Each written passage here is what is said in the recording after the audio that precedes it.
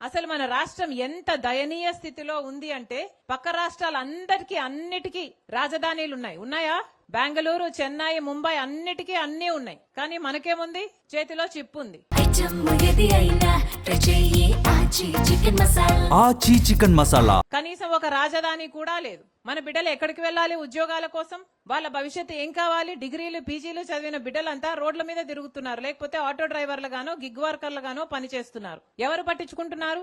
బిడ్డలకు భరోసా లేదు. పైగా చంద్రబాబు గారు అంటారు ఇప్పుడు 2 బిడ్డలు సరిపోరట, 3, 4, 5 కనాలట. ఉన్న బిడ్డలకే దిక్కులేదు, 2, 3, 4 కడాలట.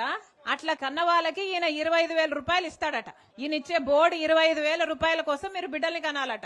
ఇప్పటికే ఆరోగ్యశ్రీకి చంద్రబాబు గారు 3,000 కోట్ల రూపాయలు బకాయిలు పెట్టారు. ఫీజు రీఎంబర్స్మెంట్ కు 6,000 కోట్ల రూపాయలు బకాయిలు పెట్టారు. ఇప్పటికే కరెంటు ఛార్జీలు చంద్రబాబు గారు ముఖ్యమంత్రి అయిన తర్వాత ఈ 2 ఏళ్లలో మీ మీద 15,000 కోట్ల రూపాయలు వేశాడు. ఇదంతా సరిపోలేదు, ఇప్పుడు ఈ బిడ్డలు సరిపోరట, మళ్ళీ బిడ్డలు కనాలట, మీకు దానికి 25,000 ఇస్తారట.